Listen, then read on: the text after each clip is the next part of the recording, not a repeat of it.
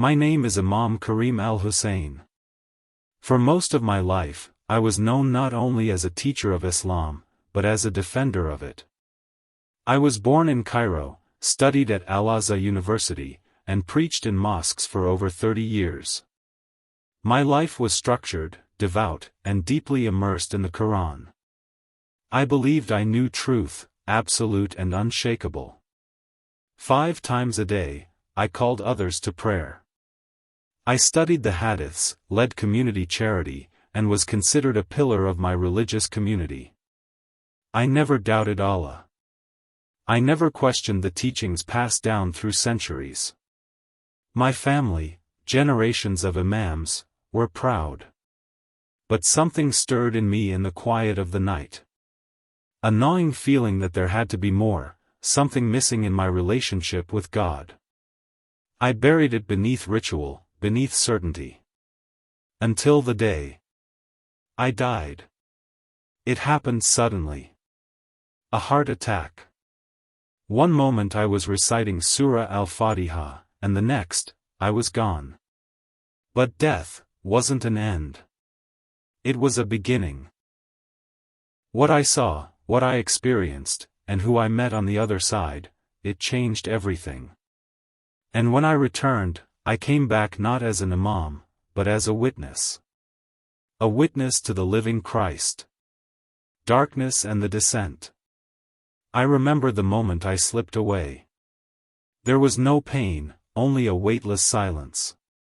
My body lay on the ground, but I was above it, confused and disoriented. Then the darkness came. Not the kind that fills a room, but a living, suffocating darkness. I felt terror, unspeakable, soul-piercing terror. I called out, Ya Allah. Ya Rahman. But no response came. The silence deepened. I was not alone, but I was surrounded by a presence that felt like despair itself. I heard whispers, accusations, regret. A sense of judgment, of exposure. My prayers, my deeds, my sermons, all played out before me. But something was missing, intimacy. I realized I had known about God, but not known God himself. Then, far away, a light appeared. Small. Radiant. And unlike anything I had ever encountered in this life or my years of study. And from the light, came a man. The man in white. He approached slowly, gently, like one who knew every part of me. He was clothed in white, his eyes burning with a love I could not comprehend. I fell to my knees, not in worship, but in complete awe. I didn't know who he was, but I felt like I had known him my entire life. He spoke my name. Kareem. No title. No formality. Just love. I asked, trembling, "Are you the angel of death?" He smiled softly. "No, Kareem. I am the way, the truth, and the life." It struck me, Isa al-Masih. Jesus. But not as a prophet, as something more. He didn't accuse me. He didn't condemn me. Instead, he showed me scenes from my life, both good and painful. Not with judgment, but with clarity. "You knew many rules," he said. "But you didn't know me." And then he reached toward me. His touch burned, not in pain, but in purity. I felt my soul laid bare. I wept like a child. I asked, "Why would you come to me?" "I preached against you." He replied, "Because I love you." The river of mercy. Jesus took me to a place I can only describe as a river, wide, clear, flowing with light. He said, "This is the river of mercy. No man can earn it. It is given." All my life I had worked to earn forgiveness, through prayers, fasting, charity. And here was Jesus telling me it was a gift? I protested. But I followed the law. I kept the commands. He looked at me with compassion. The law was a mirror. But I am the door. At the riverbank, I saw others, souls from every tribe, language, and background. Some were people I would have condemned. And yet, they stood in peace. Do you want to be made new? He asked. I said yes.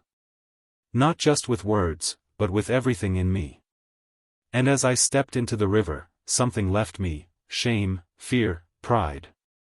I emerged feeling reborn. Not as an imam, but as a son.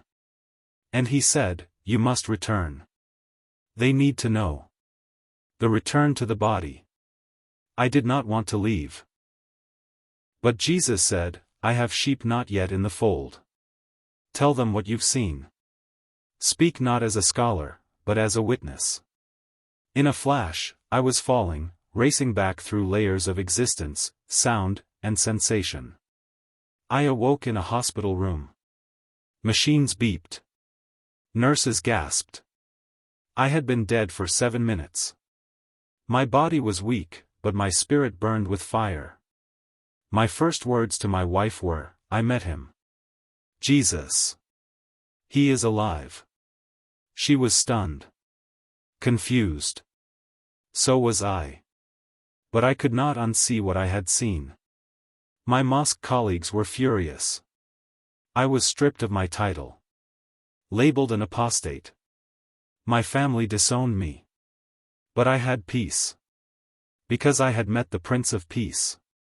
Persecution and purpose. The days that followed were filled with sorrow and purpose. I lost my position, my friends, my honor in the eyes of many. But I gained truth. I began reading the Injil, the Gospel. Every page lit up with meaning. Passages I once dismissed now made sense in the deepest parts of me. You will be hated because of me, Jesus said. And I was. But he also said, I will never leave you. People asked me, how could you betray your faith? I replied, I didn't leave truth. I met the one truth. Doors opened slowly. First, underground churches. Then interviews. And now, this message, for you. You don't need religion. You need redemption. And redemption has a name. The message to the world. To the Muslim who prays with sincerity, Jesus sees you. He loves you. But he is not just a prophet. He is the Son of the living God. To the seeker, you're not far. One whisper, one prayer from your heart, and he will meet you too. I don't share this to condemn, but to invite. Religion cannot save you. Only grace can. And grace is found in the nail-scarred hands of Christ. I didn't convert for comfort, I converted for truth. If he saved me, a man who preached against him, he can save anyone. I once thought I had found the way. Now I know. He is the way.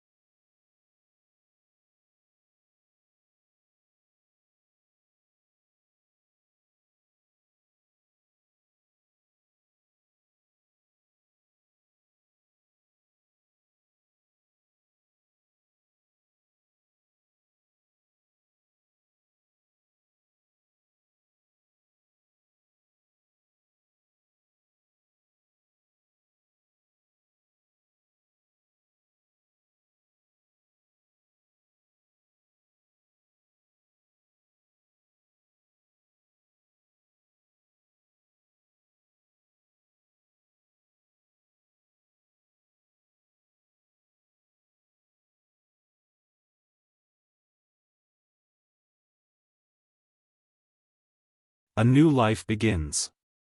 Today, I live in a new land, with a new name in Christ.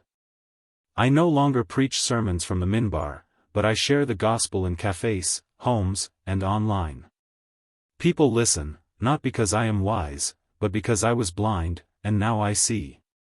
Jesus didn't come for religion. He came for relationship. With you. With me. He is not just for the West. He is not owned by culture or creed. He is for all people, at all times, in all places. If you're hearing this now, it's not an accident. Jesus is calling. Not to shame you. Not to control you. But to free you. All you need to do is say yes. Yes to love. Yes to forgiveness. Yes to the truth. This is my story. But it could become yours.